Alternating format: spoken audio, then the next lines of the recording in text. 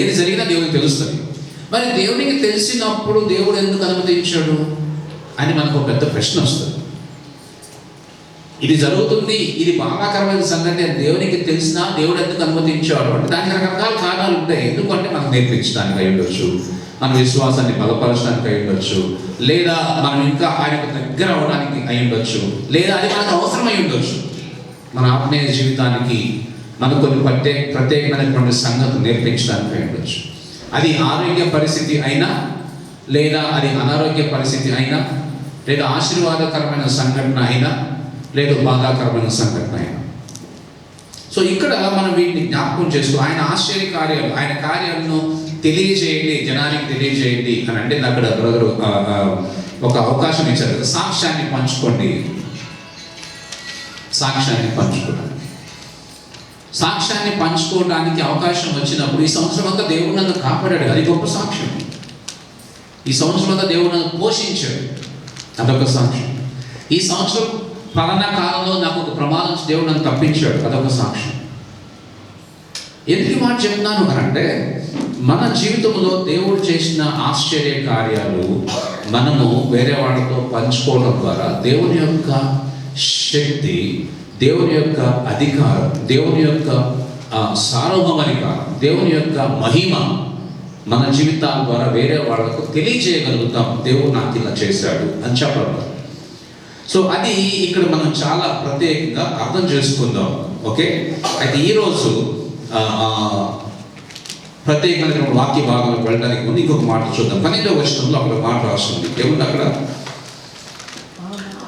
ఆ మాట యాకోబునకు కట్టడగా, ఇశ్రాయేలుకు నిత్య నిబంధనగా. ఏ మాట? ఏ మాట? ఏ మాట? ఆయన నిత్య నిబంధనగా ఉంచాడు. ఆ చదువుకుంటూ వస్తే ఎంత అద్భుతమైన మాటలు కదా, ఎంత అద్భుతమైన వాగ్దానాలు ఉన్నాయి.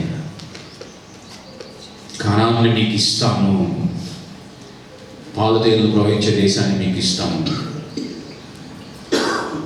అంటే అక్కడికి వెళ్తే పాలుతేనెలు ప్రవహించవు, నీళ్ళే ప్రవహిస్తాయి నదుల్లో. మనకు ఎట్లాగైతే నదుల్లో నీళ్ళు ఉంటాయి, అప్పుడు నీళ్ళే ఉంటాయి.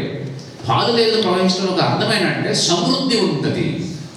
అది ఎడారి ప్రాంతమే కానీ సమృద్ధి ఉంటుంది, అది కొండల ప్రాంతమే కానీ సమృద్ధి ఉంటుంది. అది ఆ మాటలోని ప్రత్యేకత. అంత వాగ్దానం ఇచ్చాడు దేవుడు, వారిని పోషించాడు. ఆయనను అంగీకరించిన వాళ్ళని, ఆయన నమ్మిన వాళ్ళని కూడా పోషించాడు. ఈరోజు ప్రత్యేకమైనటువంటి వాక్య భాగంలోకి వెళ్ళడానికి ముందు ఇక్కడ మనం గుర్తు చేసుకోవాల్సింది ఏంటి అని అంటే ఈ సంవత్సరం అంతా దేవుడు మనకు చేసిన మేలుని బట్టి ఆయనకు కృతజ్ఞతాస్తుతులు చెల్లించాలి. ఇది గుర్తుపెట్టుకుందాం. దేవుడు మనకు చేసినటువంటి ఈ సంవత్సరంలో అనేకమైన సంగతులన్నింటినీ గుర్తు చేసుకుని దేవునికి కృతజ్ఞతలు చెల్లిద్దాం. నెంబర్ 1. నెంబర్ 2, ఈ సంవత్సరంలో దేవుడు మనకి ఇచ్చిన పని విషయంలో ఎంతవరకు జాగ్రత్తగా చేశామనేది గుర్తు చేసుకుందాం. దేవుడు మనకి ఇచ్చినటువంటి అప్పగించినటువంటి పనిని ఎంతవరకు నమ్మకంగా నెరవేర్చాం అనేది జ్ఞాపకం చేసుకుందాం. నెంబర్ 3, దేవుడు నిన్ను ఉంచినటువంటి స్థానంలో నువ్వెంత నమ్మకంగా ఉన్నావు అనేది కూడా గుర్తు చేసుకుందాం. నీకు అప్పగించిన పని నువ్వు చేసావా లేదా? 3వది, నేను ఉంచినటువంటి స్థానంలో నువ్వు నమ్మకంగా ఉన్నావు లేదా? ఓకే, ఇవి జ్ఞాపకం చేసుకుందాం. ఒకసారి బైబిల్లో నుంచి మనం కొన్ని విషయాలు జాగ్రత్తగా వాటిని ఆలోచించేద్దాం. లూకాసు వార్త 13వ అధ్యాయం. లూకాసు వార్త 13వ అధ్యాయం. ఇక్కడ లూకా ఈ సువార్తను రాస్తూ 13వ అధ్యాయంలో యేసు ప్రభువు చెప్పినటువంటి ఒక సంఘటన గురించి మాట్లాడుతున్నాడు. 6వ వచనం నుంచి 9వ వచనం వరకు. మరియు ఆయన వారితో ఈ ఉపమానం చెప్పెను. ఒక మనుష్యుని ద్రాక్ష తోటలో అంజూరపు చెట్టు ఒకటి నాటబడి ఉండెను. అతడు దాని పండ్లు వెదక వచ్చినప్పుడు ఏమీ దొరకలేదు కనుక అతడు, ఇదిగో 3 ఏండ్ల నుండి నేను ఈ అంజూరపు చెట్టున పండ్లు వెదక వచ్చుచున్నాను కానీ ఏమీ దొరకలేదు. దీనిని నరికివేయము, దీనివల్ల ఈ భూమి ఎలా వ్యర్థమైపోవాలని ద్రాక్ష తోట మాలితో చెప్పాను. అయితే వాడు, అయ్యా నేను దాని చుట్టూ త్రవ్వి ఎరువు వేయి మట్టుకు ఈ సంవత్సరం కూడా ఉండనిమ్ము, అది ఫలించినా సరే దేని ఎడల నరికి వేయించమని చెప్పాను. అతనితో చెప్పాను. ఇక్కడ ఒక సంభాషణ జరుగుతూ ఉంది. ఎవరికి అని అంటే తోట యజమానికి తోటమాలికి మధ్యలో. ఈ తోట యజమాని ఏం చేశాడు అని అంటే, యేసు ప్రభు పరలోకాన్ని గురించి మాట్లాడుతూ లేదా విశ్వాసుల గురించి మాట్లాడుతూ ఇశ్రాయేలు యొక్క వారి యొక్క జీవన విధానం గురించి మాట్లాడుతూ దీన్ని చెప్తున్నాడు. మరియు ఆయన వారితో ఈ ఉపమానం చెప్పాను. ఒక మనుషునికి ద్రాక్ష తోట ఉంది. ద్రాక్ష తోట యజమానితో మాట్లాడుతున్నాడు. అతడు ద్రాక్ష తోటలో అంజూరపు చెట్టు నాటాడు. ద్రాక్ష తోటలో అంజూరపు చెట్టుని ఎవరో నాటారా? ఎందుకు నాటాడు? ద్రాక్ష తోట అంటే ద్రాక్ష చెట్లు నాటుతాం. ఆ తోట ద్రాక్ష ఫలాలు, ద్రాక్షకాయలు వచ్చే చెట్లు నాటుతాం. కానీ ఇక్కడ ఈయన చేసింది ఏంటి అని అంటే అంజూరపు చెట్టు నాటాడు. ఎందుకు నాటాడు తర్వాత చూద్దాం. ఆ తర్వాత ఏముంది? నాటిన తర్వాత 3 సంవత్సరాలు ఎదురు చూశాడంట. కాయలు రాలేదు. చెట్టు మంచిగా ఎదిగింది కానీ కాయలు లేవు. కాయలు లేకపోవడం వల్ల ఆ యజమాని గమనించాడు. సంవత్సరం చూశాడు.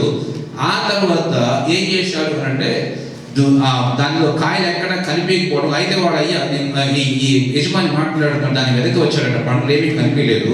7వ వచనంలో 2వ భాగం, ఏమీ దొరకలేదు. ఏం దొరకలేదు? నేను దీంట్లో కాయలు చూస్తూ ఉన్నాను, ఫలాలు చూస్తూ ఉన్నాను, ఏమీ కనిపించలేదు. కాబట్టి ఏం చేయాలి? దీనిని నరికేసేయి అని పనివాడికి చెప్పాడు, తోటమాలికి చెప్పాడు. సో ఇప్పుడు తోటమాలి ఏం చేశాడు? అయ్యా 1 సంవత్సరం ఉన్నది, ఈ 1 సంవత్సరం ఉంచు. ఈ 1 సంవత్సరం నేనేం చేస్తానంటే దాన్ని చుట్టూ మంచిగా మట్టి గొయ్యలవి నీళ్లు పెట్టి ఎరువేసి ప్రయత్నం చేస్తా.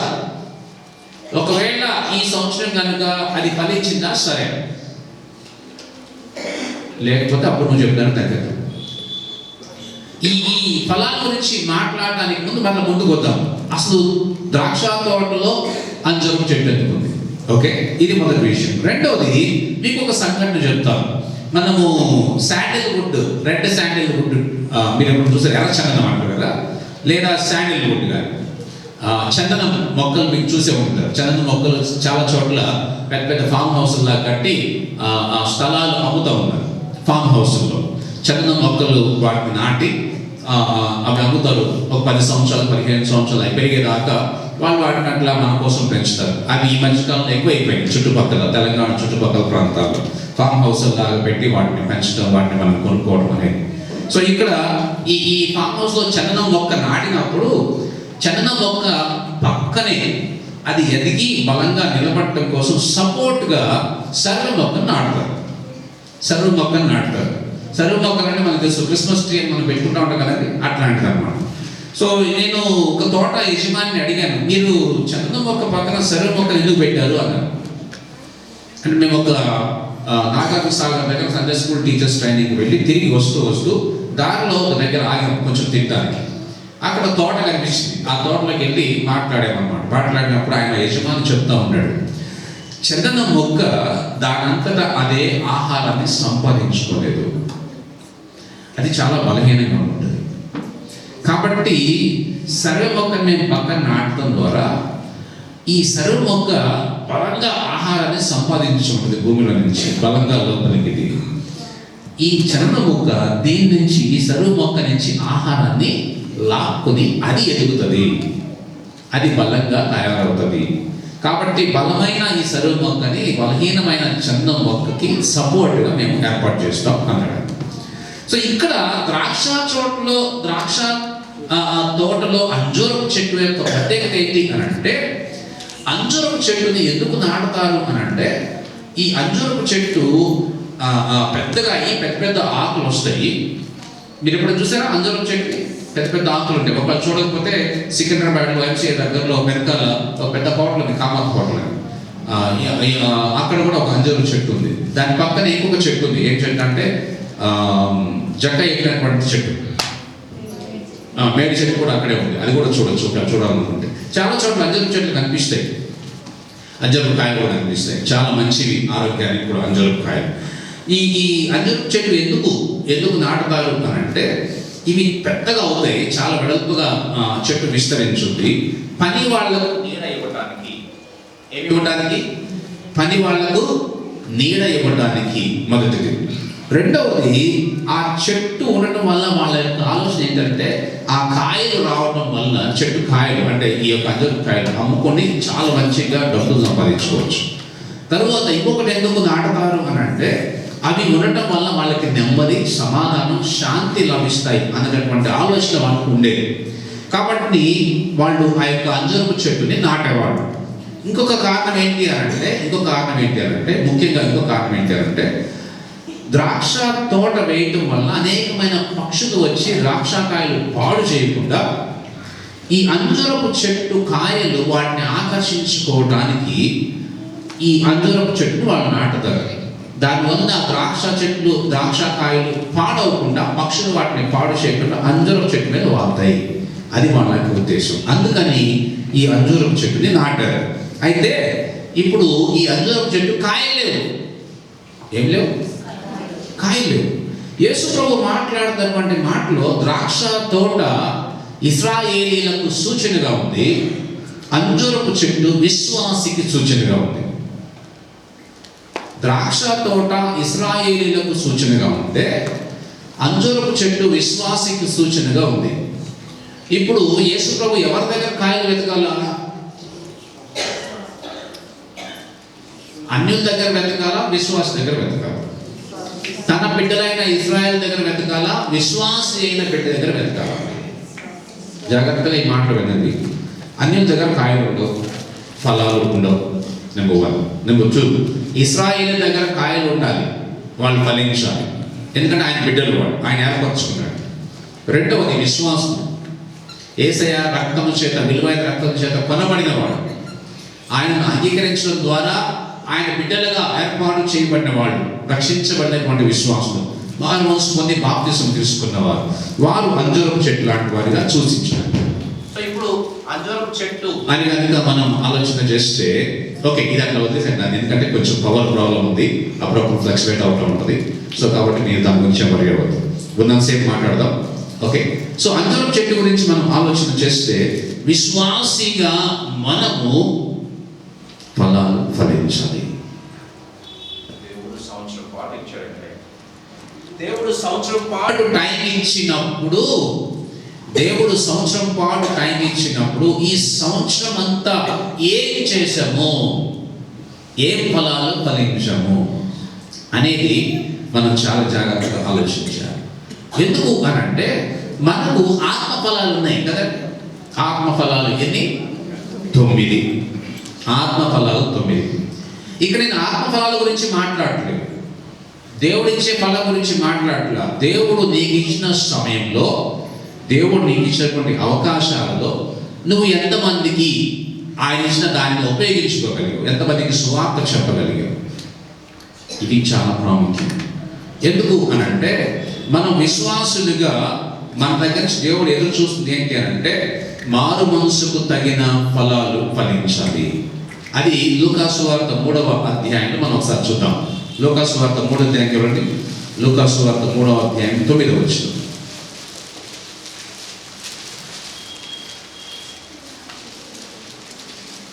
లూకాసు వార్త 3వ అధ్యాయం 9వ వచనం ఏమన్నాక?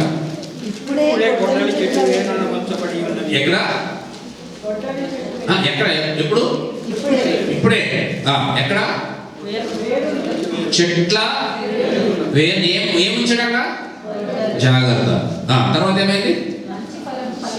మంచి ఫలము ఫలించని ప్రతి చెట్టు నరకబడి అగ్నిలో వేయబడును. సో ఆ 8వ వచనం మొదటి భాగం చదవండి ఎవరైనా.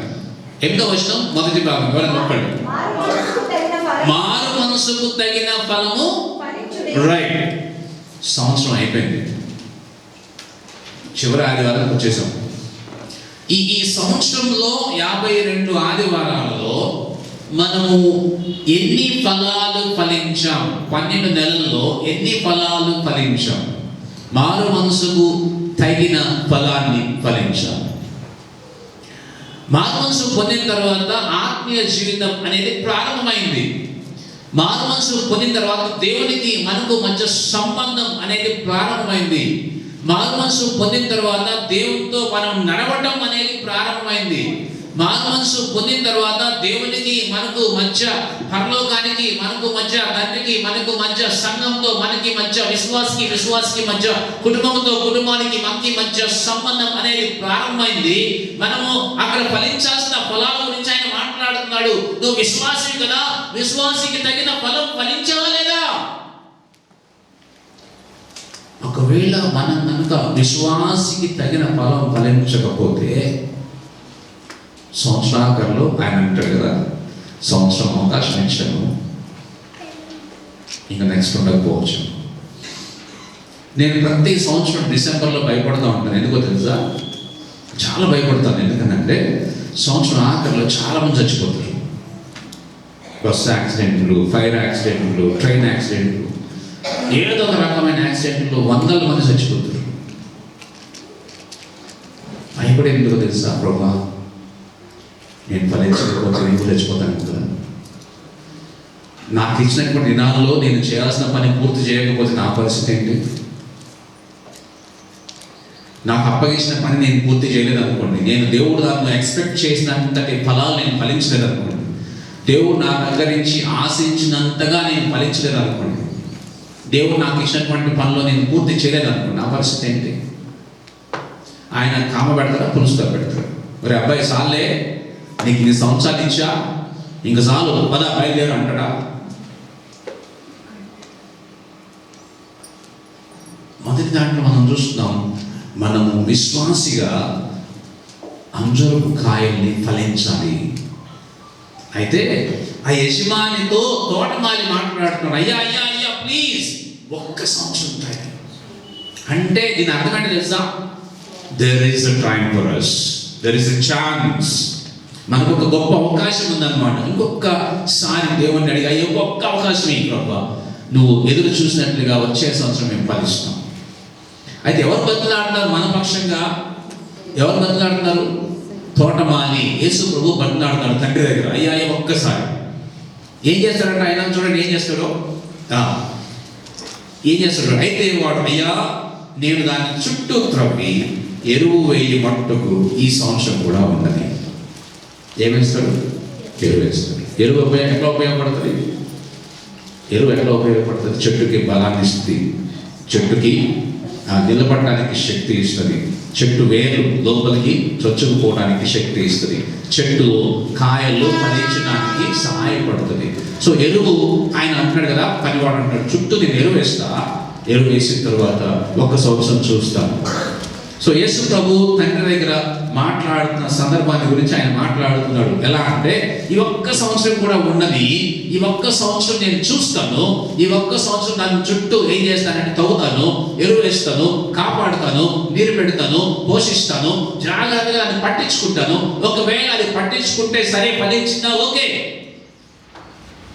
లేకపోతే నీ ఇష్టం, నువ్వు చెప్తున్నారు చేసేద్దాం. So there is a chance for us. ఒకవేళ ఈ సంవత్సరం అంతా గుర్తు చేసుకుందాం, సంవత్సరం అంతట్లో మనం కనుక దేవుడు ఆశించినట్లుగా మారు మనసుకు తగిన ఫలాలు ఫలించకపోతే, ఇంతకీ మారు మనసుకు తగిన ఫలాలు అంటే ఏంటి? మారు మనసు పొందిన వాళ్ళు చేయవలసిన పనులు ఏమిటి? ప్రార్థించాలి, బైబిల్ చదవాలి, సాక్ష్యాన్ని పంచుకోవాలి, దేవుని సన్నిధికి రావాలి, దేవుని యొక్క వాక్యాన్ని ఇతరులకు సాక్ష్యంలో చెప్పాలి, ఆత్మను సంపాదించాలి, ఆత్మని సంపాదించాలి. అంతేకాదు మనము దేవుని యొక్క లక్షణాలను మనల నుంచి బయటకు చూపించాలి. అవే మన యొక్క గలతీ పత్రికలో మనం చూస్తాం. ఆత్మ ఫలమేమనగా 9 కదా, ఆత్మఫలం అంటే ఎప్పుడైతే నువ్వు మారు మనసు పొందావో, ఎప్పుడైతే నువ్వు బాప్తిసం తీసుకున్నావో, నీ యొక్క ప్రారంభ దినము నుంచి ఈ పరిశుద్ధాత్మ దేవుని యొక్క ఫలాలు నీలో ఫలించడం మొదలవుతాయి. నీ దినచర్యలు ప్రారంభమైన తర్వాత, నువ్వు దేవునికి నీకు మధ్య సంబంధం ఏర్పడిన తర్వాత, ఇవి మొట్టమొదట పని చేయడం ప్రారంభమైంది. ఆయన యొక్క అలవాట్లు, ఆయన లక్షణాలు నీలో ఫలించడం బయటకు వస్తాయి. నీ మాటల ద్వారా, నీ పనుల ద్వారా, నీ క్రియల ద్వారా, నువ్వు చేసేటటువంటి నువ్వు నడిచిన నడక ద్వారా నీ అలవాట్ల ద్వారా ఆయన ఫలాలన్నీ కూడా బయటికి రావడం మొదలవుతాయి. ఎన్ని వచ్చినాయి మనలో? ఈ సంవత్సరంలో ఎన్ని రకాల ఫలాలు ఫలించాం? ప్రేమ, సంతోషం, సమాధానం, దీర్ఘశాంతం, దయాళత్వం, మంచితనం, సాత్వికం, విశ్వాసం, ఆశా నిగ్రహం. ఈ 9 ఫలాల్లో ఎన్ని ఫలాలు మనలో ఉన్నాయి? ఎన్ని ఫలాలు మనలో ఉన్నాయి? 2, 3. ప్రేమ, సంతోషమా? అది ఎప్పుడు చూస్తా కానీ ఏడిపోయిందని బాబు వాళ్ళ జీవితాల్లో. ఆమెను ఎప్పుడైనా చూద్దామంటే ఎప్పుడు ఏడిపే, ఎదుటోళ్ళ పడి ఏడవడం. ఆమె ఏడవడం కాదంటే ఎదుటోళ్ళ పడి ఏడుస్తుంటాడు. ఆయన దగ్గర వెళ్ళి కూర్చుంటే ఎప్పుడూ కోపమే. ఆయన సంతోషంగా మాట్లాడింది లేదు అన్నాడు. పిల్లలతో మాట్లాడి, మీ నాన్నతో ఎప్పుడైనా మాట్లాడు, మా నాన్నతో మాట్లాడు, మా బామ్మో ఇంకెవరందా, మా నాన్న ఇంటికి వస్తాడని సార్ మేము లోపలికి వెళ్ళిపోతాం. ఏరా ఆయన పులి, పులి ఎక్కడ ఉండాలా? అడవిలో, ఈయన ఇంట్లో ఉన్నాడు. కానీ ఎట్లా ఉన్నాడంట అంటే భయం. నాన్న అంటే భయం, మాట్లాడడానికి అవకాశమే. సంతోషం. వాళ్ళ ఇంటికి వెళ్దాం అనుకుంటామంటే, కానీ ఎప్పుడు చూస్తా కానీ మేము ఆ గుమ్మ దాకా వెళ్తాం, లోపల నుంచి ఏదో కూడా వినిపిస్తాం అనుకోడానికి వచ్చారు. పక్కింటి వాళ్ళేనండి, ఎప్పుడు చూస్తే పాప వాళ్ళ ఇంట్లో గోలే. మరి నువ్వేం చేస్తున్నావు వాళ్ళ కోసం? ప్రార్థన చేసేవారు. నువ్వేం చేసావు? మీ నాన్న కోసం ప్రార్థన చేసేవాళ్ళు. లేవా మా నాన్న మనసు మార్చు, మెత్తగా ఇవ్వు, ఆయన మేము కొద్దిసేపు కూర్చొని ఆడుకోవాలా, కొద్దిసేపు కలిసి ఆడుకోవాలా, కొద్దిసేపు బయటికి సరదాగా షికార్కి వెళ్ళాలా, కలిసి షాపింగ్కి వెళ్దాం, లేకపోతే బయట షికార్కి వెళ్ళి షాపింగ్ చేసి అయితే మంచిగా పార్క్కి వెళ్ళి ఆడదాం ఆట, మా డాడీతో కలిసి, మమ్మీతో కలిసి. ఎప్పుడైనా ప్రార్థన చేసాం? ఎటువంటి మరి ఎక్కడ అంటే వాళ్ళు అయ్యా కారు కొన్నాడా? కొన్నాడు. మొన్ననే అనుకున్నా నేను, మొత్తానికి కారు చుట్టూ తిరుగుతాడు, అర్థమైపోయింది కారు కొన్నాడు. నువ్వు ఎప్పుడు పడ్డావో ఏదో అర్థమే కాదు, మా బతికేదో అర్థమే కాదు. చూడు, నీతో పాటు ఉద్యోగం చేసినప్పుడు కారు కొనుక్కొచ్చాడు అంటారా ఇంట్లో. ఏమండి, ఒక్కటి వాస్తవం ఏంటంటే, దేవుడు నిన్ను దీవించాలంటే నువ్వు ఎదుటవాడిని దీవించాలి. వ్యక్తిగత ప్రిన్సిపల్ నేను కొత్తగా చెప్పట్లా, బైబిల్లో ఉంది చెప్తాను. దేవుడిని నువ్వు క్షమించాలంటే నువ్వు ఎదుటవాడిని క్షమించాలి. దేవుడిని దీవించాలంటే ఎదుటవాడిని నువ్వు దీవించాలి. దేవుడు నీకు ఇవ్వాలంటే నువ్వు ఎదుటవాడికి ఇవ్వాలి. అంతే. ఓకే, ఇంకొక మాట మనం చూద్దాం. రెండవది, మొదటి దాంట్లో అయిపోయింది. రెండవ సంఘటన, రెండవది మన ఆత్మీయ జీవితంలో దేవుడు మా దగ్గర నుంచి ఈ సంవత్సరం అంతట్లో ఏం చూస్తున్నాడు అంటే, రెండో మాట మనం చూద్దాం. మత్తయి సువార్త 25వ అధ్యాయం. మత్తయి సువార్త 25వ అధ్యాయం తీసరా? 25వ అధ్యాయం 14వ వచనం నుంచి. పరలోక రాజ్యం ఒక మనుష్యుడు దేశాంతరమునకు ప్రయాణమై తన దాసులను పిలిచి తన ఆస్తిని వారికి అప్పగించినట్టుండును. అతడు ఒకనికి 5 తలాంతులను, ఒకనికి 2, ఒకనికి 1, ఎవని సామర్థ్యము చొప్పున వానికి ఇచ్చి వెంటనే దేశాంతరం పోయెను. 5 తలాంతులు తీసుకుని వాడు వెళ్ళి వాటితో వ్యాపారం చేసి మరి 5 తలాంతులు సంపాదించెను. అలాగనే 2 తీసుకుని వాడు మరి 2 సంపాదించెను. అయితే 1 తలాంతు తీసుకుని వాడు వెళ్ళి భూమి త్రవ్వి తన యజమానిని సొమ్ము దాచిపెట్టును. బహుకాలమైన తరువాత ఆ దాసుని యజమానులు వచ్చి వారి యొక్క లెక్క చూచుకొనెను. అప్పుడు 5 తలాంతులు తీసుకుని వాడు మరి 5 తలాంతులు తెచ్చి, అయ్యా నీవు నాకు 5 తలాంతులు అప్పగించితివే, అవియుగాక మరి 5 తలాంతులు సంపాదించిందని చెప్పాను. లూకా సువార్తకు వెళ్దాం. అది అక్కడే ఉంచి పట్టుకుని లూకా సువార్త 19వ అధ్యాయం తీయండి. లూకా సువార్త 19వ అధ్యాయం 12వ వచనం చూద్దాం. యేసు ప్రభువు శిష్యులతో మాట్లాడుతూ ఆయన 11-12 వచనం వచ్చిన వారి ఈ మాటలు వినిచుండగా తాను యెరూషలేమునకు సమీపంలో ఉండడం వలనను దేవుని రాజ్యం వెంటనే అగుపడదని వారు తలంచుట వలనను ఆయన మరి ఒక ఉపమానం చెప్పారు. ఎందుకు అని అంటే, వారు ఒక మిస్అండర్స్టాండింగ్స్తో ఉన్నారు. శిష్యులు, తర్వాత చుట్టుపక్కల వాళ్ళు, తర్వాత పరిసయ్యులు. దేవుని రాజ్యం వచ్చేసిందంట, ఆయన ఏదో చెప్పేశాడంట, సంగతి చూద్దాం. ఇగో దేవుని రాజ్యం వచ్చేసిందంట నిజంగానే అనుకున్నారు వాళ్ళు. అప్పుడు దానికి ఉదాహరణగా ఆయన చెప్తున్నాడు ఎలా ఉంటుందో. రాజకుమారుడు ఒక రాజ్యము సంపాదించుకుని మరలా రావాలని దూర దేశంలోకి ప్రయాణమై తన దాసులను 10 మందిని పిలిచి వారికి 10 మీనాలు ఇచ్చి, నేను వచ్చు వరకు వ్యాపారము చేయడని వారితో చెప్పెను.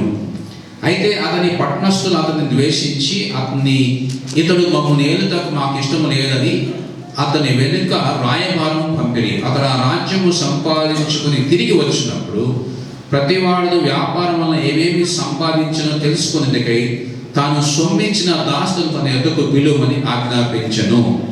మొదటివాడు ఆయన ఎదుటికి వచ్చి, అయ్యా, నీ మీనా వలన 10 మీనాలు లభించినని చెప్పగా, అతడు బలా మంచి దాసుడా, నీవు ఈ కొంచెములో నమ్మకంగా ఉంటివి కనుక 10 పట్టణముల మీద అధికారివై ఉండుమని వారితో చెప్పాను. ఈ 2 సంబంధాలు మత్తయి సువార్తలోని సంఘటన, లూకా సువార్తలోని సంఘటనలు దగ్గరగానే ఉంటాయి. సో ఇప్పుడు మనం అర్థం చేసుకోవాల్సిన విషయం ఏంటంటే, మరి ఈ మత్తయి సువార్తలో ఉన్నటువంటి సంఘటన ఒకవేళ యేసయ్యతో పాటు మత్తయి ఉన్నాడు కాబట్టి, శిష్యుడిగా ఉన్నాడు కాబట్టి మత్తయి యేసయ్య చెప్తుంటే రాసి ఉండొచ్చు. కానీ లూకా శిష్యుడు కాదు. లూకా వేరే ప్రాంతాన్ని నుంచి వచ్చి వెతుక్కుంటూ అందరి దగ్గరికి వెళ్ళి యేసయ్య గురించి మాట్లాడుతూ తెలుసుకుంటూ సమాచారాన్ని సేకరించి రాసుకున్నటువంటి పుస్తకం. సో కాబట్టి లూకా కూడా సమాచారాన్ని సేకరించినటువంటి దానిని బట్టి వేరే పుస్తకాల్లో లేదా లూకాకి ఎవరైనా యేసయ్య శిష్యులు కానీ యేసయ్యతో ఉన్నటువంటి కుటుంబ సభ్యుల బంధువులు కానీ చెప్పిన సంఘటనను బట్టి రాసి ఉండొచ్చు ఈ యొక్క వచనం. అంటే రాజకుమారుడు ఒక రాజ్యం సంపాదించుకుని రావాలని దూరదేశం వెళ్లే ముందు పని వాళ్ళని పిలిచి 10 మందికి 10 మీనాలు ఇచ్చాడు. ఒక్కొక్కరికి ₹1,00,000 ₹1,00,000 ఇచ్చాడు అనుకుందాం. సో ఇప్పుడు వాళ్ళు పని చేసిన తర్వాత ఏం చేయాలా? ఇచ్చిన తర్వాత పని చేసి దానికి డబల్ చూపించాలి. 5 తలాంతుల గల వాడు 10 తీసుకొచ్చాడు, 2 తలాంతుల గల వాడు 4 తీసుకొచ్చాడు, 1 తలాంతు ఉన్నవాడు దాచిపెట్టాడు. సో దేవుడు మనకి కూడా ఏమి ఇస్తాడు? తలాంతులు ఇస్తాడు. ఎప్పుడు ఈ తలాంతులు వస్తాయి? మనం పుట్టుకతోనే వస్తాయి. పుట్టుకతో కొన్ని అలవాట్లు ఉంటాయండి. మనం మారుమనసు పొందిన తర్వాత బాప్తిసం తీసుకున్నప్పుడు దేవుడు ఇచ్చే కొన్ని తలాంతులు ఉంటాయి, కొన్ని గిఫ్ట్స్ ఉంటాయి. ఓకే, సో మనము పుట్టుకతో వచ్చిన తలాంతులు కొన్ని, అవి పాటలు పాడటం కానీ, మ్యూజిక్ ప్లే చేయడం కానీ, లేకపోతే మాట్లాడటం కానీ, లేకపోతే చెప్పటం కానీ, పనులు చేయటం కానీ, రకరకాలు ఉంటాయి. సో ఇట్లాగా కొన్ని వాళ్ళకి ఇచ్చాడు తలాంతుల్ని. కానీ ఇక్కడ ఇచ్చినట్టుగా ఏమనంటే డబ్బులు ఇచ్చినట్టుగా ఉంది. సో మీరు వ్యాపారం చేయండి వాళ్ళకి చెప్పాడు. దేవుడు మనకు కూడా వ్యాపారం చేయడానికో లేకపోతే పని చేయడానికో మన సామర్థ్యాన్ని బట్టి ఆయన మనకు కొన్ని పనులు ఇస్తాడు. ఇక్కడున్న ప్రతి ఒక్కరికి దేవుడు సామర్థ్యాన్ని ఇచ్చాడు. ఏదో ఒక సామర్థ్యం. నాకేమి ఇవ్వలేదని చెప్పడానికి వీల్లేదు. మనం ఏదో ఒకటి చేయగలం, మాట్లాడగలం, పక్కన వాళ్ళని ఒప్పించగలం, లేకపోతే మనం వ్యాపారం చేయగలం, లేకపోతే వ్యాపారం చేసే వాళ్ళకి సహాయం చేయగలం, లేదా ఉద్యోగం చేయగలం, ఏదో ఒక కంపెనీలో పని చేయగలం, రకరకాల వస్తువులు తయారు చేయగలం. ఏదో ఒక పని చేయగలగటానికి దేవుడు సామర్థ్యాన్ని ఇస్తాడు, శక్తిని ఇస్తాడు. దానికి తగ్గట్టుగానే మనకు కావాల్సినటువంటి అన్ని రకాల వనరులు సమకూరుస్తాడు. గుర్తుపెట్టుకోండి, దేవుడు ఒక వ్యక్తికి ఒక సామర్థ్యాన్ని ఇస్తున్నాడు అంటే, ఒక పని చేయడానికి అవకాశం ఇస్తున్నాడు అని అంటే, దానికి తగినంతగా దానికి కావాల్సిన అన్ని రకాల అవకాశాలని ఒకటి. రెండవది, దానికి తగినంతగా దానికి కావాల్సిన సామర్థ్యాన్ని, పనిని, నైపుణ్యాన్ని దేవుడు మనకి ఇచ్చి, పని ఇచ్చి నువ్వు పని చేయరా అబ్బాయి అంటాడు. ఏమి ఇవ్వకుండా పని చేయించుకోడు ఆయన. సామర్థ్యం ఇవ్వకుండా ఆయన పని చేయించుకోడు. నీకు ట్రైనింగ్ ఇవ్వకుండా, నీకు స్కిల్ ఇవ్వకుండా నీతో ఆయన పని చేయించుకోడు.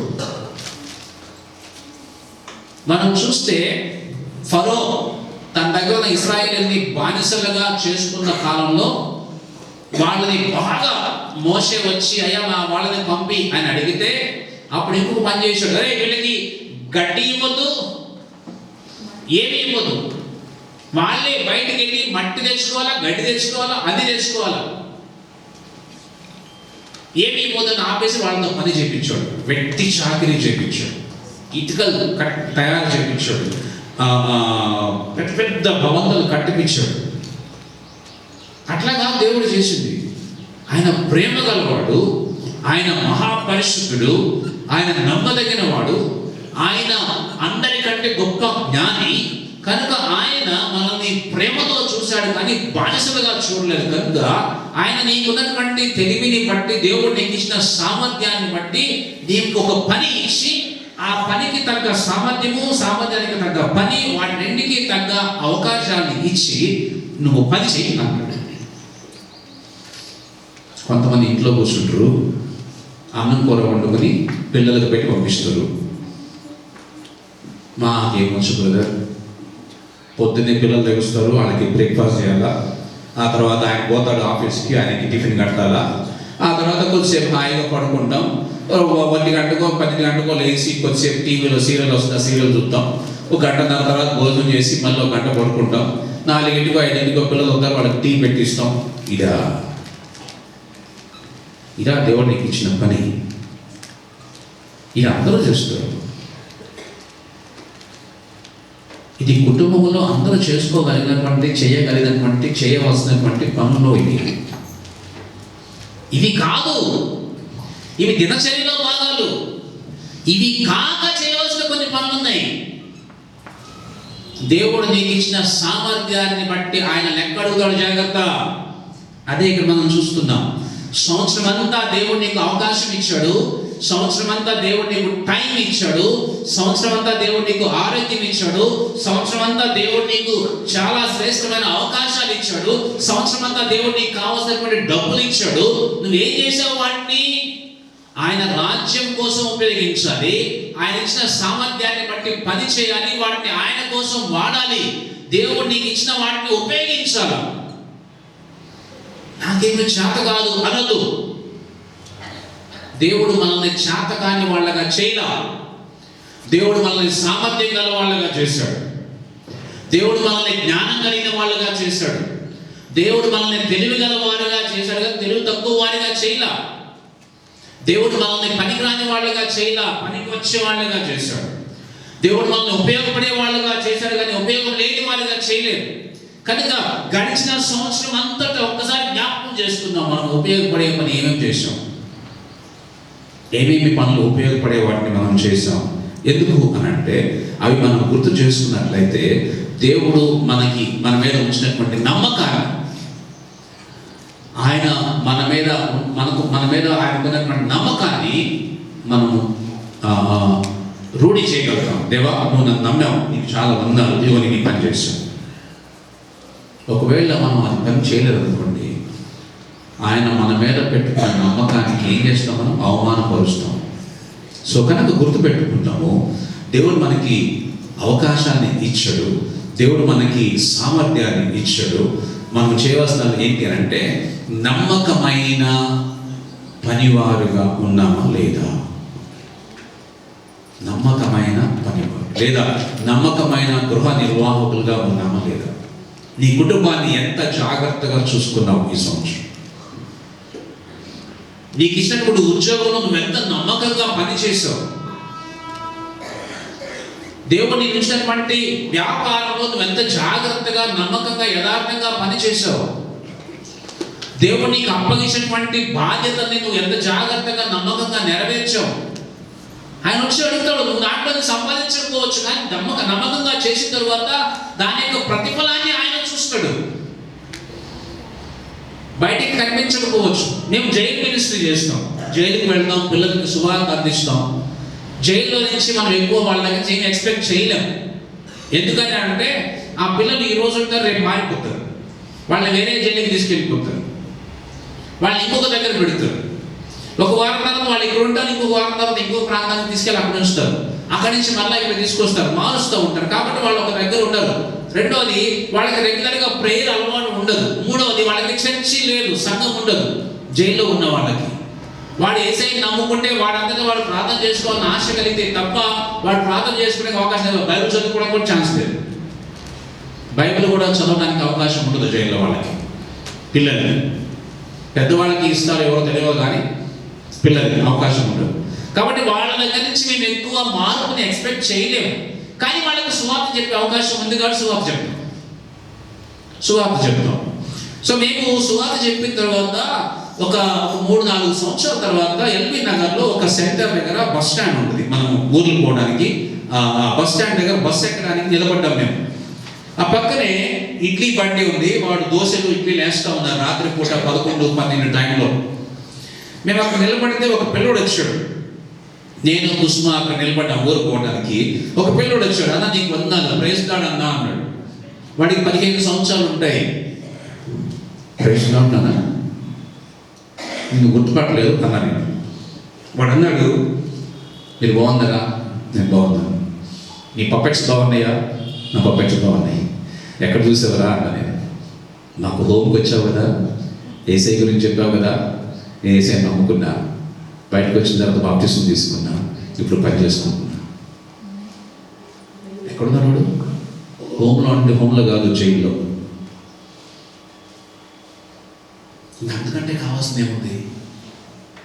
అంతకంటే గొప్ప ఆధిక్యత ఏ కావాలి? దేనికి మాట చెప్తున్నామంటే, నువ్వు పని చేసిన తర్వాత ప్రతిఫలం ఇచ్చేవాడు ఆయన. నీకు పని ఇచ్చాడు, నువ్వు పని చేయాలా. ప్రతిఫలాన్ని ఆయన చూస్తాడు, నువ్వు చూడక్కర్లే.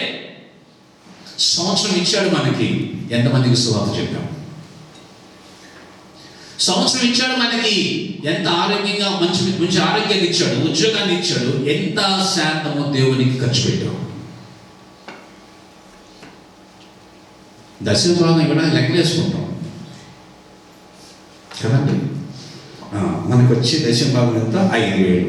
5,000లో మనం వెళ్ళే సంఘానికి 2,000, మన ఇంటికి వచ్చే ఆ పాస్టర్ గారికి 500, ఈ విశ్వవాణి వాళ్ళకి 500, ఆ ఊరు నుంచి పాస్టర్ వస్తారే ఆయన ఒక 500, తర్వాత అప్పుడప్పుడు పాస్టర్ గారు మన ఇంటికి వస్తారు కదా, అప్పుడు ఇవే వేయాల్సిన లెక్కలు. దేవుడు కూడా అట్లా లెక్కలు వేసుకుంటే భలే ఉంటుంది కదా. ఏమండి, దేవుడు కూడా అట్లా లెక్కలు వేస్తే ఎంత బాగుంటుందో. వీడు 5,000 దశమ ఇవ్వట్లేదు కాబట్టి నెక్స్ట్ మంత్ నుంచి 5,000 శాలరీ ఇద్దాం అన్నాడు అనుకోండి దేవుడు, 50,000 తీసేసి. అప్పుడు ఎట్లుంటుంది చెప్పండి?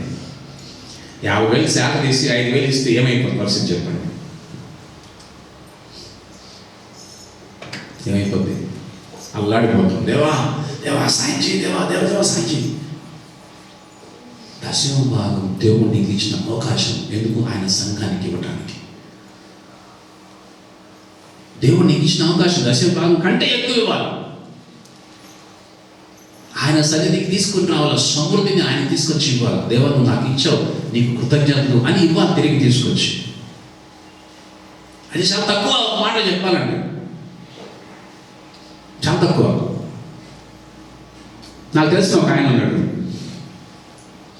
ఆయన జీతం అంతా సేవకి ఇచ్చేసి 10% ఆయన ఉంచుకుంటాడు. 10% ఆయనకి, మిగిలిన 90% పరిచర్యకి. నేను అంతేమని అడగట్లేదు మిమ్మల్ని, ఎంత ఇచ్చారో అడుగుతున్నా అంతే. ఈ సంవత్సరంలో దేవునికి ఎంత ఇచ్చాం? రెండవది జాగ్రత్తగా విందాం చివరిగా.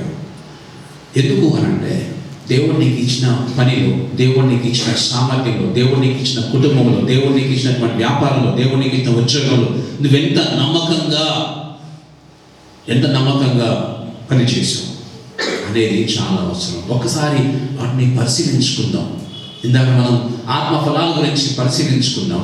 ఇప్పుడు దేవునికి ఇచ్చినటువంటి సామర్థ్యాన్ని గురించి పరిశీలించుకుందాం. మూడవదిగా దాంట్లోకి వెళ్ళడానికి ఒక మాట చెప్పాలి. What you did with what was given to you. దేవుడు నీకు ఇచ్చిన దాంతో నువ్వు ఏం చేశావు అనేది ప్రాముఖ్యం. ఎందుకో తెలుసా? తలాంతులు గలవాడిని అడిగాడు ఆయన, అరే అబ్బాయి నేను నీకు 5 లాంతులు ఇచ్చా కదా, ఏం చేశావు అన్నాడు. అయ్యా నువ్వు 5 ఇచ్చావు, నేను 10 చేశా. ఒరే నీకు 2 ఇచ్చా కదా, అయ్యా నేను 4 చేశా. నీకు 1 ఇచ్చా కదరా. బలగొడలయ్యా, వాళ్ళకు 2 ఇచ్చావు, నాకు 1 ఇచ్చావు, అందుకే తీసుకెళ్ళి దాచిపెట్టాను. అరే నీకు 1 ఇస్తేనే నువ్వు దాచిపెట్టావు, నువ్వు 2 చేసేవాడు పాడు చేసేవాడు కాబట్టి 1 ఇచ్చావు. అంటే ఎవరి సామర్థ్యాన్ని బట్టి వాళ్ళకి దేవుడు తలాంతులను ఇచ్చాడు. అంటే వాళ్ళ సామర్థ్యం ఆయనకు తెలుసు. నువ్వు ఏమి చేయగలవో తెలుసు, ఏ పని చేయలేవో నువ్వు తెలుసు. కాబట్టి ఆయన నీకు తగినట్లుగా నువ్వు చేయగలిగిన పనే నీకు ఇచ్చాడు. నువ్వు చేయలేని పని ఆయన నీకు ఇవ్వలా. వాళ్ళని చూసి వీళ్ళని చూసి పొడుచుకోవద్దు. అర్థమవుతుందన్నమాట. సంవత్సరం అంతా వాళ్ళలాగా దేవుడు నన్ను దీవించుంటేనా, వాళ్ళలాగా నేను అమెరికా వెళ్ళి ఉంటేనా, వాళ్ళలాగా నా పిల్లలు కూడా చదివి ఉంటాను. చదివించు, ఎవరు చదువుతున్నాడు? నువ్వు కూర్చుని వాళ్ళ పక్కన చదివించాలా? నువ్వు కూర్చుని నీ బిడ్డతో పాటు కూర్చుని రోజు 1 గంట 2 గంటలు కూర్చుని మాట్లాడితే కదా ఎప్పుడన్నా. వాడు ఆ ఇంట్లో ఆగంగా ఉంటాడు, వీగంగా ఉంటావు. ఆయన ఒరే నాన్న కలిసి తిందాం రానా అనోదు. అమ్మాయి వాడు అన్నం తిన్నాడా, నువ్వు పిలవచ్చు కదా. చిన్నోడు అన్నం తిన్నాడా, ఆ మాట నువ్వే చిన్నాడు అన్నం తిన్నావురా అనొచ్చు కదా. ఇవి అడగకపోతే ఏమంటవచ్చు అర్థం కాదు.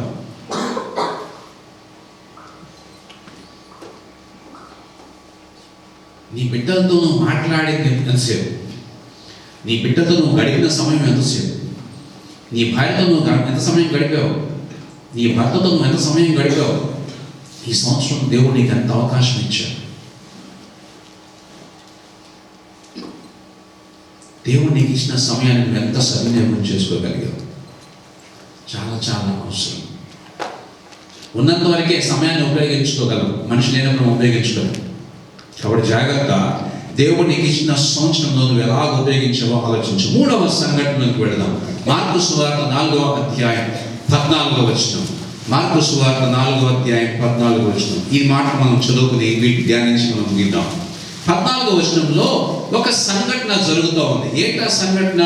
విత్తువాడు వాక్యము విత్తుచున్నాడు. త్రోవ పక్కన ఉండి వారి వలనగా వాక్యము వారిలో విత్తబడును గాని వారు వినిన వెంటనే సాతాను వచ్చి వారిలో విత్తబడిన వాక్యం ఎత్తుకొని పోవును. అటువంటి రాతి నేలను విత్తబడిన వారి వలనగా వాక్యము విని సంతోషముగా అంగీకరించేవారు. అయితే వారిలో వేరు లేనందున కొంతకాలం వారు నిలుతురు కానీ వాక్యం నిమిత్తము శ్రమ అయినను హింస అయినను కలుగుగానే వారు అభ్యంతరపడరు. 3వ, ఇతరులు ముండ్ల పొదలలో విత్తబడిన వారు.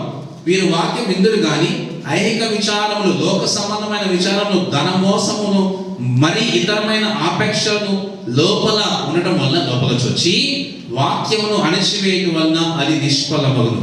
మంచి నేలను విత్తబడిన వారెవరనగా వాక్యము విని దానిని అంగీకరించి 30 దంతులుగాను 60 దంతులుగాను 100 దంతులుగాను ఫలించువారని చెప్పాను. అంటే పని జరుగుతుంది.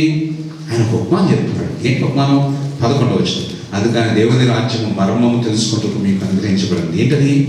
ఏంటా మర్మము అనంటే విత్తనాలు విత్తేవాడు విత్తుకుంటూ వెళ్ళాడు. కొన్ని రోడ్డు పక్కన పడినాయి, నేల మీద రోడ్డు పక్కన పడినాయి, కొన్ని రాళ్ల మధ్యలో పడినాయి, కొన్ని ముళ్ళ పొదల్లో పడినాయి, కొన్ని మంచి నేల మీద పడినాయి. జాగ్రత్తగా ఆలోచించేద్దాము. దేవుని వాక్యము విత్తనం లాంటిది అని రాయబడింది ఇక్కడ. దేవుని వాక్యము మనకు ఇవ్వబడింది. దేవుని వాక్యము నీకు ఇవ్వబడింది. దేవుని వాక్యము ఇవ్వటానికి అనేక మంది తమ ప్రాణాలు పెట్టారు. దేవుని వాక్యాన్ని రాయటానికి అనేక మంది, తర్జుమా చేయడానికి అనేక మంది చంపబడ్డారు. బతికుండగానే చెట్టుకు కట్టేసి తగలబెట్టబడతారు. వారంతా ప్రయాసపడి దేవుని వాక్యాన్ని మనకిచ్చారు. దేవుని గురించి తెలుసుకోవడానికి, దేవుని యొక్క మాటలు అర్థం చేసుకోవడానికి, దేవుని యొక్క మాటలు గ్రహించడానికి, ఆయన మాటల ప్రకారం జీవించడానికి. సో దేవుని వాక్యం ఈ సంవత్సరం అంతట్లో ఎన్నిసార్లు చదివారు? నిన్న నా భార్య కుసుమ అంటా ఉంది, రైట్, ఈ సంవత్సరం నేను బైబిల్ కంప్లీట్ చేసేసాను అంది. పూర్తి చేశాను. రోజుకి 7 అధ్యాయాలు చదువుతాను, 10 అధ్యాయాలు చదువుతాను. గడిన పనులు కూర్చుని సమయం పొద్దున 4 గంటలు వేసి కూర్చునేది, చదువుతూ ఉండేది. రాత్రి ఇప్పుడు 11 కూర్చొని చదువుతూ ఉండేది. ఏం చేస్తున్నాం అంటే బైబిల్ చదువుతున్నాను. మొత్తానికి సంవత్సరానికి బైబిల్ పూర్తి చేసింది. నిన్న అయిపోయిందంట. సంతోషం గంతలేసి చెప్తాం, నాకు బైబిల్ పూర్తి చేసే ఈ సంవత్సరం. దేవుడు నీకు వాక్యాన్ని చదువుకునే అవకాశం ఇచ్చాడు, వాక్యం వినే అవకాశం ఇచ్చాడు, వాక్యము ధ్యానించే అవకాశం ఇచ్చాడు. ఎందుకంటే మనకు జ్ఞానం ఇచ్చాడు కాబట్టి, చదువుకున్నాం కాబట్టి. వాక్యాన్ని విని దానిని ఇతరులకు చెప్పే అవకాశం కూడా ఇచ్చాడు. ఎన్నిసార్లు చేశాం? ఇక్కడ చాలా ఉన్నాయి. 4 రకరకాల నేలలు చూపించాడు ఆయన. ఒక నేల ఏమో రోడ్డు అన్నాడు, ఇంకో నేల ఏమో రాళ్ళు అన్నాడు, ఇంకొకటేమో ముళ్ళ పొదలు చెట్లు అన్నాడు, ఇంకొకటేమో మంచి నేల అన్నాడు. నువ్వు కనుక వాక్యం సరిగ్గా చదివితే, నువ్వు కనుక వాక్యం సరిగా ధ్యానిస్తే, నువ్వు కనుక వాక్యం సరిగా వింటే, నువ్వు కనుక సరిగా వాక్యాన్ని ధ్యానించి నీ జీవితంలో దాన్ని ఫలించడం ప్రారంభిస్తే మంచి నేల లాంటి విశ్వాసం ఉంటావు.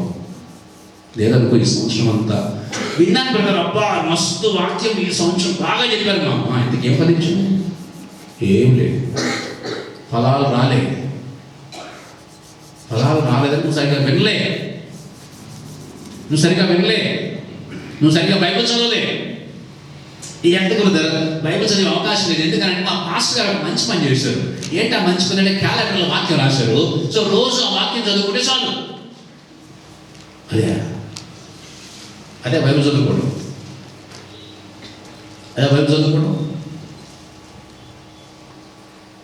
ఏమండి, దేవుడు మనల్ని ప్రేమించి మన భాషలో, మనకు అర్థమయ్యే భాషలో వాక్యాన్ని ఇస్తే, మనకు అర్థమయ్యే భాషలో వాక్యాన్ని చదువుకోవడానికి కూడా మనకు కష్టమైతే ఎట్లా?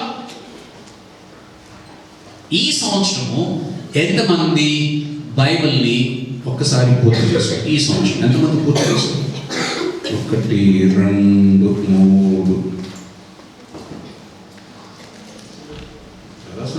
3 లేవలేదే, ఇంకా పూర్తి అవ్వలేదు. ఏమైతే ఇంకా పూర్తి అవ్వలేదు కదండి. 31 తారీఖు అవుతుంది. నేను ఫస్ట్ మంత్ వస్తాను అప్పుడు అడుగుతా, నేను వదిలిపెట్టా. ఫస్ట్ నెలలో వస్తాను కదా, జనవరిలో వస్తాను కదా, అప్పుడు మాట్లాడతాను మళ్ళీ దీని గురించి. ఎంతమంది పూర్తి చేశారు? పిండి వంటలు చేసుకోవడానికి టైం ఉంటుంది, ఇంటికి సున్నాలు వేసుకోవడానికి టైం ఉంటుంది, షాపింగ్లు చేయడానికి టైం ఉంటుంది, పక్కన వాళ్ళకి శుభార్త చెప్పడానికి టైం ఉంటుంది. దేవుడు నీకు ఇచ్చినటువంటి పనిని నువ్వు ఒకవేళ ఈ సంవత్సరం కనుక పూర్తి చేయకపోతే ఎప్పటికీ పూర్తి చేయలేవు. దేవుడు నీకు అప్పగించినటువంటి దానిని నువ్వు సరైన రీతిగా చేయకపోతే ఇక ఎప్పటికీ చేయలేవు. ఎందుకంటే సంవత్సరం అయిపోయిన తర్వాత మన నెక్స్ట్ ఇంకొక పని రెడీగా ఉంటుంది, మన కోసం ఇంకొక ప్రాజెక్ట్ రెడీగా పెట్టి కూర్చుంటాడు ఆయన. జాగ్రత్త. ఈ సంవత్సరంలో దేవుడు మనకి ఇచ్చిన అనేక రకాల అవకాశాల్లో ఎన్ని సద్వినియోగం చేసుకున్నాం? 3 ప్రాముఖ్యమైన సంగతులు. 1, ఆయన పండ్లు వెదకవచ్చాడు, ఒక్కరు కూడా దొరకలేదు. అందరూ ఒక చెట్టుకి పండ్లు వెదకవచ్చాడు, దొరకలేదు. ఆయన నిన్ను చూస్తే నీ దగ్గర ఫలాలు కనిపించలేదనుకోండి, నష్టపోతాం. 2వది, ఆయన మనల్ని ఎట్లా చూస్తున్నాడు అని అంటే, ఎట్లా చూస్తున్నాడు? అప్పగించాడు. ఏమి ఇచ్చాడు? తలాంతులు ఇచ్చాడు. ఆయన మనకు సామర్థ్యం ఇచ్చాడు. ఆయన నీకు పని ఇచ్చాడు. దాని యొక్క రిజల్ట్ చూడడానికి ఇష్టపడుతున్నాడు. నీకు ఇచ్చిన సామర్థ్యానికి తగినంతగా పని చేసావా, చేయలేదా? 3వదిగా మనం చూస్తూ ఉన్నాం, వాక్యమును మనకి ఇచ్చాడు. వాక్యాన్ని ఇచ్చాడు. మనం వాక్యాన్ని చదివాం, వాక్యాన్ని ధ్యానించాం. మరి వాక్యాన్ని గురించి ఎంతమందికి చెప్పాను? సంవత్సరం అయిపోతుంది. ప్రేమగల దేవుడు, పరిశుద్ధుడైన దేవుడు, ప్రేమించిన దేవుడు, రక్షించడానికి తన కుమారుని ఇచ్చాడు. ఆయన మనకు ఒక అవకాశాన్ని ఇస్తూ ఉన్నాడు. ఒకవేళ ఈ సంవత్సరంలో ఆయన మనకి ఇచ్చిన వాటిని సరిగా ఇప్పుడు దాకా చేయకపోతే, ఈ సమయంలో దేవా నన్ను క్షమించాను. ఈ సంవత్సరంలో నాకు ఇచ్చిన అవకాశాల్లో నేను కొన్ని నిర్లక్ష్యం చేశాను. కొంచెమైనా ఇంకొక సంవత్సరం నాకు వచ్చే సంవత్సరంలో అయినా నేను నమ్మకంగా చేస్తా. దేవా, ఈ సంవత్సరం నేను సరిగా చేయలేకపోయాను, నేను వచ్చే సంవత్సరం నమ్మకంగా ఉండడానికి సహాయం చేయి. ఒక్కసారి మనల్ని మనం పరిశీలించుకుందాం. ఈ సంవత్సరంలో ఎంత బాగా పనిచేసాం, ఈ సంవత్సరం ఎంత బాగా పరిచయం చేశాం, ఈ సంవత్సరం ఎంత బాగా చూసుకున్నాం, ఈ సంవత్సరం ఎంత సమయం, ఎక్కువ సమయం దేవునితో గడిపాం, ఈ సంవత్సరం నీకు ఇచ్చిన ఉద్యోగం ఎంత నమ్మకంగా చేశావు, ఈ సంవత్సరం దేవుడు నీకు ఇచ్చిన పనిలో ఎంత నమ్మకంగా చేశావు, దేవుడు నీకు అప్పగించినటువంటి ప్రాజెక్ట్ నువ్వు ఎంత బాగా చేయగలిగావు, దేవుడు నీకు ఇచ్చిన ప్రతి పనిలో ఎంత సామర్థ్యాన్ని నువ్వు పెట్టావు, దేవుడు నీకు ఇచ్చిన డబ్బుల్ని నువ్వు రెట్టింపు చేయగలిగేవా లేదా, దేవుడు నీకు ఇచ్చిన వ్యాపారాన్ని డబల్ చేసావా చేయలేదా, దేవుడు నీకు ఇచ్చినటువంటి ఆరోగ్యం విషయంలో నువ్వు ఎంత నమ్మకంగా ఉన్నావు, దేవుడు నీకు ఇచ్చినటువంటి వ్యాపారం విషయంలో ఎంత నమ్మకంగా ఉన్నావు, దేవుడు నీకు ఇచ్చిన ఆర్థిక స్థితిలో దేవుని సన్నిధికి తీసుకురావాల్సిన తీసుకొచ్చావా తీసుకురాలేదా? మనల్ని మనం పరిశీలించుకుని ఒకవేళ అలాగ చేయకపోతే దేవుని దగ్గర క్షమాపణ అడుగుదాం. ఆయన ప్రేమించిన దేవుడు, ఆయన క్షమించే దేవుడు కూడా. తలలో ఉంచి ప్రార్థన చేసుకుందాం.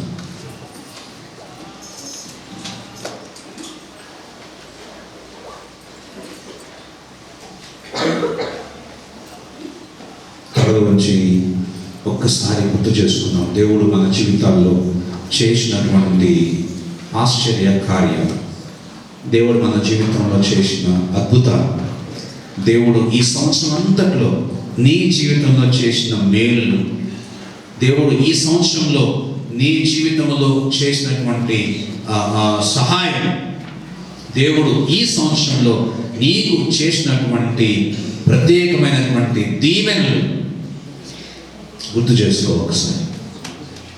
ఆయన ఎంత మంచి దేవుడు, ఆయన ఎంత బలమైన దేవుడు, ఆయన ఎంత ప్రేమ గల దేవుడు. ఒకసారి గుర్తు చేసుకో. ఆయన చేసిన మేలులు, ఆయన చేసిన ఆశ్చర్య కార్యాలు, ఆయన చేసిన అద్భుతాలు ఈ సంవత్సరం అంతా. ఆయన ఇచ్చిన పని గుర్తు చేసుకో. ఆయన ఇచ్చిన సామర్థ్యం గుర్తు చేసుకో. ఆయన ఇచ్చిన అవకాశాలు గుర్తు చేసుకో. ఆయన ఇచ్చినటువంటి ప్రత్యేకమైనటువంటి స్థితి, నీకు ఉన్నతమైన స్థితి గుర్తు చేసుకో. ఒకవేళ ప్రమోషన్స్ వచ్చి ఉంటే, లేదు ఉన్నతమైన స్థితిలో జాబ్ వచ్చి ఉంటే, లేకపోతే ఆయన ఈ సంవత్సరం నిన్ను నీ ఫ్రెండ్స్ మధ్యలో, నీ కొలీగ్స్ మధ్యలో, నీ బంధువుల మధ్యలో నిన్ను ఉన్నతంగా నిలబెట్టి ఉంటే జ్ఞాపకం చేసుకో. ఆయన కొరకు నువ్వు సాక్షిగా ఉన్నావా లేదా? లేకపోతే క్షమాపణ అడుగు. ఇప్పుడే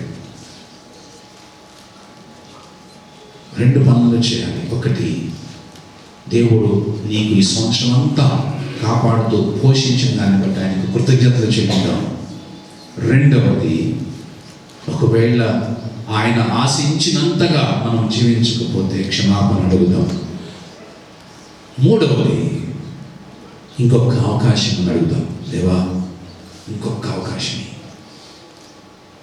నన్ను సరి చేసుకోవడానికి అవకాశం, నా పాపపు జీవితం నుంచి బయటికి వచ్చి నన్ను నేను పరిశుద్ధునిగా నీ కొరకై నిలబడడానికి అవకాశమే, నాకు అప్పగించిన ఉద్యోగంలో నమ్మకంగా సాక్షిగా నిలబడే అవకాశం నాకు, నా కుటుంబంతో కలిసి నీకు సాక్షిగా జీవించడానికి అవకాశమే, నాకు ఇచ్చినటువంటి ఆర్థిక పరమైన స్థితిలో నేను ఇంకొంచెం నమ్మకంగా ఉండటానికి సహాయం చేయి. ప్రార్థన చేద్దాం. నమ్మదగిన మా తండ్రి, మహాపరిశుద్ధుడా, మీకు వందనాలు. దేవా, ఈ సంవత్సరం అంతా మమ్మల్ని కాపాడినందుకు వందనాలు. ఈ సంవత్సరం అంతా మమ్మల్ని పోషించినందుకు వందనాలు. ఈ సంవత్సరం అంతా మమ్మల్ని భద్రపరిచినందుకు వందనాలు. ఈ సంవత్సరం అంతా దేవా మాకు తోడుగా ఉండి, నీడగా ఉండి, ధైర్యాన్ని ఇచ్చినందుకు వందనాలు. ఈ సంవత్సరం అంతా మేము కురింగిపోయినప్పుడు, నీరు గారిపోయినప్పుడు, నీరసించిపోయినప్పుడు, అనారోగ్యం పాలైపోయినప్పుడు, దేవా మేము వేదనతో ఉన్నప్పుడు, మేము బాధల్లో ఉన్నప్పుడు, మా తండ్రి ఎవరు లేరేమో అని మా ప్రభు విడిచిపెట్టబడ్డామేమో అనుకున్న సందర్భాల్లో మీరు మాకు తోడుగా ఉన్నందుకు మీకు వందనాలు. దేవా, ఈ సంవత్సరంలో మీరు మాకు ఇచ్చిన ఉన్నతమైన స్థాయిని బట్టి, స్థానాన్ని బట్టి, మంచి జాబును బట్టి, దేవా మా యొక్క కుటుంబాల మధ్యలో, బంధువుల మధ్యలో మమ్మల్ని ఉన్నతంగా ఉంచినటువంటి ప్రతి సమయాన్ని బట్టి నీకు మహిమ చెల్లిస్తూ ఉన్నాము. మాకు ఎదురైనటువంటి అవమానాల మధ్యలో, మాకు ఎదురైనటువంటి అనారోగ్యం మధ్యలో, మాకు ఎదురైన బాధల మధ్యలో, మాకు ఎదురైన నిందల మధ్యలో, మాకు ఎదురైన కష్టాల మధ్యలో నువ్వు మాకు తోడుగా ఉన్నావు. నీకు వందనాలు అయ్యా. నీ కొరకు మేము పని చేయడానికి మాకు సామర్థ్యం ఇచ్చావు. కుటుంబాన్ని పోషించుకోవడానికి సామర్థ్యం ఇచ్చావు. దేవా, మేము పని చేయడానికి కావాల్సిన సామర్థ్యం ఇచ్చావు తండ్రి. పనికి కావాల్సిన సామర్థ్యాన్ని, దానికి కావాల్సినటువంటి పనిని కూడా మీరు ఇచ్చారు. నీకు వందనాలు. పనిముట్లను మీరు ఇచ్చారు. నీకు వందనాలు తండ్రి. ఒకవేళ ఎప్పుడైనా ఎక్కడైనా మేము నిర్లక్ష్యంగా పనిచేసి ఉంటే, దేవా మీరు మమ్మల్ని మా దగ్గర నుంచి ఆశించినంత పని, ఆశించినంతగా మేము ఆ రిజల్ట్ మేము ఇవ్వలేదేమో, మమ్మల్ని క్షమించండి దేవా. మేము కొంచెమే చేసి తృప్తి పడుతున్నామేమో, బాగా చేసేసాను అనుకుంటున్నామేమో, మమ్మల్ని క్షమించమని ప్రార్థిస్తున్నాం.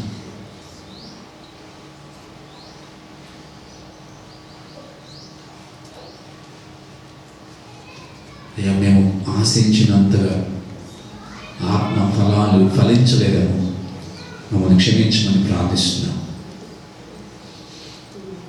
తండ్రి. మీరు ఆశించినంతగా మేము మీతో ఎక్కువ సమయం గడపలేదేమో తండ్రి, ఆ విషయం మమ్మల్ని క్షమించమని ప్రార్థిస్తున్నాం.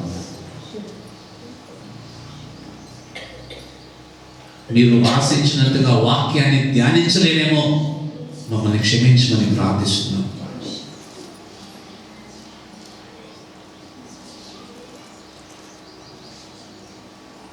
మా తండ్రి, మమ్మల్ని ప్రేమించినందుకు వందనాలు. మేము బలహీనమైనప్పటికీ ప్రభా మీరు మాకు తోడుగా ఉండే బలాన్ని ఇచ్చినందుకు వందనాలు. ఈ సంవత్సరం అనేక సందర్భాల్లో మేము చర్చికి రాకుండా నిర్లక్ష్యంగా ఉండిపోయినప్పటికీ మమ్మల్ని ప్రేమించి మాపై దయ చూపినందుకు వందనాలు దేవా. మేము ఇవ్వాల్సినంత కానుక మీ సన్నిధిలో ఇవ్వకుండా మీరు మాకు ఇచ్చిన దాంట్లోంచి మేమే వాడుకుంటూ నిర్లక్ష్యం చేసాం, అయినా మమ్మల్ని ప్రేమించాం. ఈ విషయం మమ్మల్ని క్షమించమని ప్రార్థిస్తున్నాం. మా సంఘాన్ని, మా సంఘ సభ్యులను మా ప్రభా జ్ఞాపకం చేసుకోండి అయ్యా. వారి జీవితాల్లో తండ్రి వారు నిరాశలో ఉన్నప్పుడు, బాధల్లో ఉన్నప్పుడు, దేవ ఇబ్బందుల్లో ఉన్నప్పుడు, మరి కష్టంలో ఉన్నప్పుడు దేవ మేము వారిని ఓదార్చలేదు నాయన, మేము వారిని బలపరచలేదు, మేము వారి ఇళ్ళకు వెళ్ళలేదు. ఆ విషయంలో మమ్మల్ని క్షమించమని ప్రార్థిస్తున్నాం నా తండ్రి. ఈ సమయంలో మరొక అవకాశం మాకు దయచేయండి, మేము ఫలించడానికి, నమ్మకంగా మీరు ఇచ్చినటువంటి పనిని చేయడానికి, ఫెయిత్ఫుల్ స్టీవర్డ్ లాగా ఉండటానికి దేవా మీరు మా దగ్గర నుంచి ఎదురు చూసినటువంటి ఫలాలు ఫలించడానికి మరొక సంవత్సరం మాకు దయచేయండి. మా ప్రభువా మమ్మల్ని జ్ఞాపకం చేసుకోండి. మాలో ఏమైతే ఫలించడానికి ఆటంకంగా ఉన్నాయో, ఆత్మీయ జీవితము అభివృద్ధి చెందకుండా ఏ పాపం అయితే అడ్డుపడతా ఉందో వాటన్నిటినీ మాలో నుంచి తీసివేయమని ప్రార్థిస్తున్నాం. మమ్మల్ని పరిశుద్ధపరచమని ప్రార్థిస్తున్నాం. మాలో ఆత్మీయంగా ఎదుగుదలకు అడ్డంగా ఉన్న పాపాలు కానీ నీ సన్నిధికి రాకుండా మమ్మల్ని నిర్లక్ష్యంలోనికి నెట్టివేస్తున్నా, లేకపోతే మా ప్రభువా మరి మమ్మల్ని బలహీనలుగా చేసేస్తున్నా, లేచి వాళ్ళగా తండ్రి బద్ధకస్తులంగా మమ్మల్ని చేసినటువంటి బలహీనమైనటువంటి సంఘటనలు ఏవైతే మాలో ఉన్నాయో వాటిని తీసివేయమని క్షమించమని ప్రార్థిస్తున్నాం.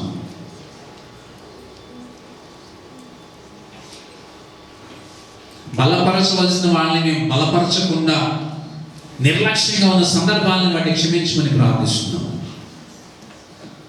మా సంఘాన్ని దీవించండి, మాపై దయ చూపండి. మరొక సంవత్సరం మాకు దీవెనకరంగా, దయాకిరీటంగా, నూతనమైనటువంటి ఆశీర్వాదాలు నింపి మాకు దయచేయండి.